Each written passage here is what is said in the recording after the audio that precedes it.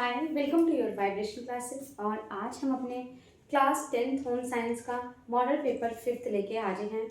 चलिए, कुल 20 क्वेश्चंस हैं, उनको हम देखते हैं और सॉल्व करते हैं। ठीक है, देखिए इसमें पहला क्वेश्चन क्या कह रहा है। पहला क्वेश्चन कह रहा है कि एंजिल के अनुसार कम आय वर्ग के परिवार की आय का अधिकांश प्रतिशत व्यय किस मद पर होता है। देखिए आपके जो आपका प्रतिदर्श बजट का जो पहला चैप्टर, ये पहले चैप्टर का ही क्वेश्चन है। उसमें बजट के बारे में आपको बताया गया है। आपको बजट क्या है ये भी क्वेश्चन पूछ सकता है। तो आप कह सकते हैं कि हमारी आय व्यय का जो मोटे तौर पर जो हम अनुमान लगाते हैं वही हमारा क्या कहलाता है, बजट कहलाता है। इसके साथ ही साथ आपने इसमें बजट के प्रकार देखे हैं। बजट क्यों जरूरी है, बजट में बचत होना जरूरी है कि नहीं जरूरी है। इसी बजट के ऊपर एक जो है आपके वैज्ञानिक हैं जिनका नाम है डॉक्टर एंजिल अर्नेस्ट। क्या नाम है? डॉक्टर एंजिल अर्नेस्ट ने क्या दिया है, एक सिद्धांत दिया है। आपसे ये पूछ भी सकता है कि बजट पे सिद्धांत किसने दिया है, तो आपको ये नाम क्या करना है, याद रखना है, डॉक्टर एंजिल अर्नेस्ट। ये कहाँ के निवासी थे? तो ये जर्मन निवासी थे। कहाँ के निवासी थे? जर्मन निवासी थे। और ये जो आपका सिद्धांत है, अर्नेस्ट एंजिल का जो सिद्धांत है, ये किस सन में आया था? तो ये 1857 में आया था। कब आया था? 1857 में आया था। इन्होंने अपने सिद्धांत में किस चीज की बात की थी? इन्होंने अपने सिद्धांत में 5 मदों की बात की थी। कितने मदों की बात की थी? 5 मदों की बात की थी। और कितने वर्गों की बात की थी? कितने वर्ग की बात की थी? तो 3 वर्ग की बात की थी, जिसमें एक आपका क्या था, निम्न वर्ग था, एक आपका मध्यम वर्ग था, एक आपका क्या था, अमीर वर्ग था। ठीक है, अमीर वर्ग था। तो अभी तक आपने क्या देखा कि जो है आपके जो बजट था उसका सिद्धांत किसने दिया था? तो डॉक्टर अर्नेस्ट एंजिल ने। अर्नेस्ट एंजिल, मैंने उल्टा नाम लिख दिया हुआ है, एक मिनट। ठीक है, दिया था। इसके साथ ही साथ ये कहाँ के निवासी थे? तो ये जर्मन के निवासी थे। इसके साथ ही साथ ये क्या थे? ये अर्थशास्त्री थे। ठीक है, ये क्या थे? ये अर्थशास्त्री थे। ये भी आपसे पूछ सकता है कि क्या थे, तो ये क्या थे? ये आपके अर्थशास्त्री थे। और जो है, पहले इनका नाम सही कर लीजिए, अर्नेस्ट एंजिल था। मैंने एंजिल अर्नेस्ट लिख दिया है, मुंह से मैं अर्नेस्ट एंजिल बोल रही हूँ और लिख मैंने अर्नेस्ट एंजिल। ठीक है, क्या है? Ernest angel. अर्नेस्ट एंजिल का सिद्धांत है, जर्मन के निवासी हैं, अर्थशास्त्री हैं। 1857 में इन्होंने अपने सिद्धांत को दिया था। 5 मदों की बात की थी। अब ये 5 मद आपके कौन कौन से थे? तो भोजन है, आवास है आपका, भोजन है, आवास है आपका, वस्त्र है, प्रकाश ईंधन है। ठीक है, प्रकाश ईंधन है। और इसके साथ ही साथ क्या पांचवा क्या था? स्वास्थ्य मनोरंजन। स्वास्थ्य व मनोरंजन। ये क्या है? ये 5 क्या थे? मद थे। ये क्या थे? आपके 5 मद थे। तो अभी तक हमने क्या देखा? डॉक्टर अर्नेस्ट एंजिल के द्वारा ये सिद्धांत दिया गया था ना। इन्होंने 5 मदों की बात की, जिसमें भोजन है, आवास है, वस्त्र है, प्रकाश है, ईंधन है। क्वेश्चन हमारा क्या कह रहा है कि एंजिल के अनुसार कम आय वर्ग के परिवार की अधिकांश प्रतिशत किस पे ज्यादा खर्च होती है। कहने का सीधा क्वेश्चन है कि कम आय वाला व्यक्ति किस मद पर, इन 5 मदों में से किस पर क्या करता है, अधिक खर्च करता है। एक बार हम इसका ग्राफ ही देख लेते हैं। ठीक है, मोटे तौर पे हम क्या करते हैं, इसका ग्राफी क्या करते हैं देख लेते हैं। देखिए हम देखते हैं कि भोजन हो गया आपका, वस्त्र हो गया, मकान हो गया, प्रकाश ईंधन हो गया, स्वास्थ्य व मनोरंजन हो गया। ठीक है, अब ये क्या है? ये 5 मद हैं। और इन्होंने कितने वर्गों की बात की है भाई? तो इन्होंने 3 वर्गों की बात की है। कितने वर्गों की बात की है? 3 वर्गों की बात की है। ऐसे मैं रफली बना दे रही हूँ, आप लोग समझ जाइएगा। वैसे भी आपने पढ़ा हुआ है, बस इसका आपको रिवीजन करना है। अब कौन कौन से हैं? आपका एक निम्न वर्ग है, मध्यम वर्ग है और आपका धनी वर्ग है। ठीक है। अब अगर भोजन की बात करें तो ये जो निम्न वर्ग होता है ये अपनी आय का मतलब अगर वो अपना जो है 100% जो उसको उसकी कमाई है उसमें से वो 60% किस पे खर्च करता है, 60% वो भोजन पे खर्च करता है। आपका मध्यम वर्ग किस पे खर्च करता है, तो मध्यम वर्ग क्या करता है 55% करता है, और आपका धनी वर्ग कितना करता है तो 50% करता है। ठीक है, भोजन पे निम्न वर्ग कितना कर रहा है 60% कर रहा है, मध्यम वर्ग 55% कर रहा है, और धनी वर्ग कितना कर रहा है 50% कर रहा है। वहीं पे अगर हम वस्त्र की बात करें तो वस्त्र पे तीनों का जो व्यय है वो क्या है समान है, 18% ये भी कर रहा है, 18% ये भी कर रहा है, 18% क्या कर रहा है ये भी कर रहा है। मकान की बात करें तो मकान पे भी ये तीनों बराबर ही खर्च कर रहे हैं, 12%, 12%, 12%। ठीक है, प्रकाश व ईंधन पे कितना ये लोग खर्च कर रहे हैं तो 5% कितना 5% कर रहे हैं। वहीं पे अगर हम बात करें स्वास्थ्य मनोरंजन पे तो 5% का निम्न वर्ग कर रहा है, 10% आपका धनी वर्ग मध्यम वर्ग कर रहा है, और 15% आपका क्या कर रहा है धनी वर्ग कर रहा है। तो क्वेश्चन आपसे क्या कह रहा है कि एंजल के अनुसार कम आय वर्ग के परिवार की आय का अधिकांश प्रतिशत व्यय किस पे ज्यादा होता है। आप देख लीजिए ये किस पे सबसे ज्यादा वो खर्च कर रहा है, भोजन पे खर्च कर रहा है। किस पे खर्च कर रहा है, तो यहाँ पे आपका आंसर क्या हो जाएगा, यहाँ पे आंसर आपका क्या हो जाएगा भोजन कर रहा है। लेकिन अगर आपसे ये पूछ ले कि ये बताइए धनी वर्ग, मान लीजिए ये क्वेश्चन है देखिए पूछ ले कि अपनी आय का सबसे ज्यादा धन जो है जो धनी वर्ग है वो किस पे व्यय करता है, तो आप क्या बताएंगे कि वह स्वास्थ्य और मनोरंजन पे खर्च करता है। आपने देखा भी होगा जितने भी अमीर व्यक्ति होते हैं वो क्या करते हैं, वो उन्हें कोई बीमारी हो रही है, उन्हें अपने बच्चों को स्कूल भेजना है तो वो हाई फाई स्कूल में क्या फिर हाई फाई हॉस्पिटल में ही वो क्या करते हैं अपना ट्रीटमेंट कराते हैं। तो ये आपका क्या है, बस अगर आपसे ये पूछ ले कि इनके नियम की कमी बता दीजिए ना, आपसे ये भी पूछ सकता है कि जो अर्नेस्ट एंजिल है इनका जो सिद्धांत था वो तो सब सही था लेकिन इसमें कमी क्या थी। तो इनमें क्या थी बेटा, इन्होंने अपने बजट में क्या किया था, अपने सिद्धांत में क्या किया था, अपने सिद्धांत में इन्होंने बचत की बात नहीं की थी। और हमने आपने शुरू में ही पढ़ा था कि जिस भी जगह पे जिस भी बजट में जिस भी सिद्धांत में आपका बचत नहीं है वह आपका जो है उपयोगी नहीं होगा, क्योंकि हमारे लिए बचत बहुत ज़्यादा जरूरी होता है। तो अगर आपसे कमी पूछे आप यही बताएंगे कि अर्नेस्ट एंजल के सिद्धांत की बस एक ही कमी है कि उन्होंने कहीं पे भी बचत की बात नहीं की है, उन्होंने हर जगह 100% को क्या कर दिया है खर्च कर दिया है। तो ये हमारा क्वेश्चन मैंने क्लास में भी आपको पढ़ाया था, मुझे लगता है आपका एक बार रिवीजन हो गया होगा। अब आपका आता है कि फूलों को अधिक समय तक ताज़ा बनाए रखने के लिए आप क्या करते हैं। देखिए आपने पढ़ा है कि जब अगर हमें मान लीजिए फूलों को अधिक समय तक ताज़ा बना के रखना है तो हम पानी में क्या मिला देते हैं, पानी में हम नमक मिलाते हैं। क्या करते हैं, नमक मिलाते हैं। नेक्स्ट क्वेश्चन कह रहा है कि पीतल की मूर्तियों की सफाई किसके द्वारा की जाती है, तो इसकी सफाई बेटा ब्रासों के द्वारा की जाती है। ठीक है, किसके द्वारा, ब्रासों के द्वारा। 4 चम्मच का दाम 40 रुपए है तो 12 चम्मच का दाम बताइए।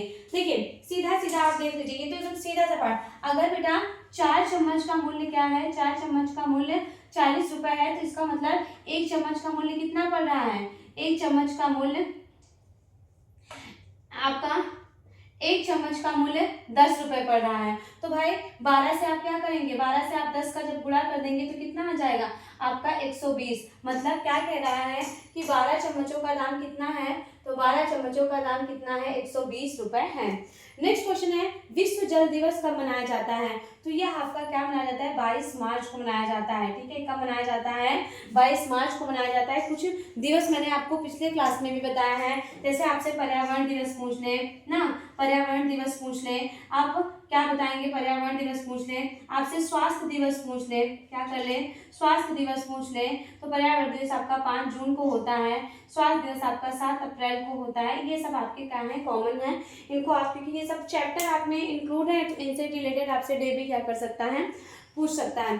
फिर कह रहा है कि लाल दवा का वैज्ञानिक नाम क्या है, पोटेशियम परमैंगनेट। ठीक है, क्या है पोटेशियम परमैंगनेट, पोटेशियम परमैंगनेट क्या है नाम है। वस्तुओं की जलने से कौन सी गैस बनती है, तो हम और आप सभी जानते हैं कि जब आप कोई वस्तु जलाते हैं तो कौन सी गैस बनती है, कार्बन डाइऑक्साइड। कौन सी गैस निकलती है, कार्बन डाइऑक्साइड क्या होता है निकलती हैं।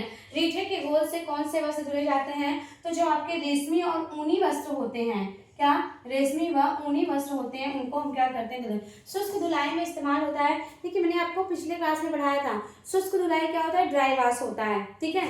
ये कैसे कपड़ों पे किया जाता है, तो आपके जो ऊनी रेशे होते हैं, जो प्रोटीन युक्त रेशे होते हैं, उन पे किया जाता है, ठीक है। एक मिनट, किया जाता है। तो अगर आपसे ये पूछें कि शुष्क धुलाई किस पे होती है, तो शुष्क धुलाई आपकी, जो हम शुष्क धुलाई करते हैं इसे हम ड्राई वॉश भी कहते हैं ना।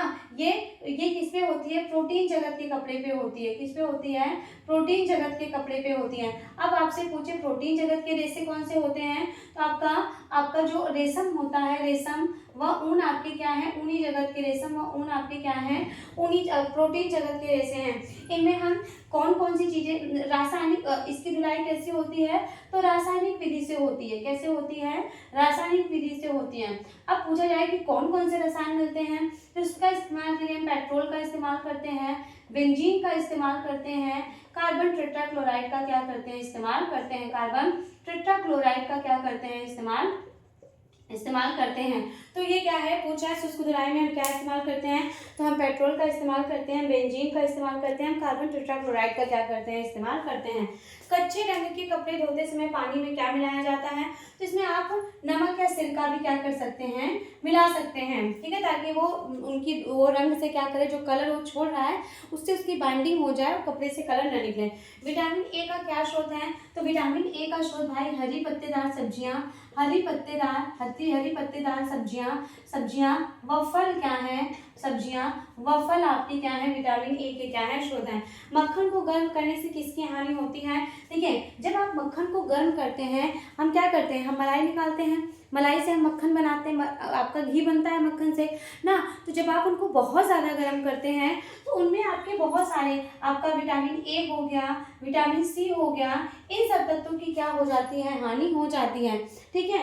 फिर है पेचिश के रोगी को आप कैसा भोजन देंगे, हम लोगों ने आहार आयोजन पढ़ा था, जिसमें मैंने आपको अलग अलग रोगियों के बारे में, भोजन के बारे में क्या किया था, बताया था। तो पेचिश का रोगी है भाई, तो उसको पाचन तंत्र जैसी समस्या हुई है, तो हम उसको तरल आहार देंगे। कैसा आहार देंगे, तरल आहार देंगे। अब तरल आहार में आप जान सकते हैं कि उसको मूंग दाल का पानी देंगे, हम उसको जो है चावल का माड़ देंगे ना, हम उसको जो है मूंग दाल की खिचड़ी देंगे, यही सारी चीज़ें हम उसको दही देंगे खाने के लिए, ये सारी चीज़ें, उसे हम केला देंगे खाने के लिए, ये सारी चीज़ें देंगे। खाने के सोडे से नष्ट हो जाता है, तो जो आपका विटामिन B1 होता है, क्या होता है, जो विटामिन B1 होता है, जिसका रासायनिक नाम क्या है, थायमीन है, वह आपका क्या होता है, खाने के सोडे से नष्ट हो जाता है। जब आप किसी भी अपने खाद्य पदार्थ में खाने का सोडा मिलाते हैं तो उसमें जो विटामिन B1 पाया जाता है वो क्या हो जाता है, नष्ट हो जाता है। नेक्स्ट कह रहा है कि अस्थि भंजन में खपच्ची का प्रयोग होता है। देखिए जब आपका अस्थि भंजन का मतलब क्या है, हड्डियों का टूटना, तो हड्डियों के टूटने पे जो खपच्ची या इसमें सपोर्ट की जरूरत होती है, तो ये आपके पैरों की चोट में होता है। कब होता है, पैरों की चोट में हम क्या करते हैं, हम खपच्ची का इस्तेमाल करते हैं। नेक्स्ट क्वेश्चन कह रहा है कि मूर्छित अवस्था में घायल को स्थानांतरित करने की विधि कौन सी है। देखिए सबसे पहली बात तो मैंने आपको पढ़ाया था, ये सब आपकी प्राथमिक चिकित्सा में आते हैं। प्राथमिक चिकित्सा क्या होती है कि अस्पताल जाने से पूर्व की जो ट्रीटमेंट होता है, उपचार होता है, वो आपकी प्राथमिक चिकित्सा कहलाती है। मान लीजिए ऐसी अवस्था है जिसमें जो व्यक्ति है वो अस्पताल, उसको चोट लग गई है, उसका हड्डी टूट गया है, कोई दिक्कत हो गई है और वो अस्पताल नहीं जा सकता, हमारे पास स्ट्रेचर नहीं है, तो आप उसको कैसे सहारा दे के ले जाएंगे, तो हम उसको हस्त आसन कहते हैं। किस विधि के द्वारा, हम उसको हस्त आसन के द्वारा क्या करेंगे, हस्त आसन के द्वारा हम उसको क्या करेंगे, हम उसको अस्पताल ले जाएंगे, स्थानांतरित करेंगे। अब देखिए ये जो आपकी जो है मूर्छित अवस्था में क्या होता है, इसमें एक होता है जो है हस्त आसन के द्वारा हम उसको क्या करेंगे, लेके जाएंगे।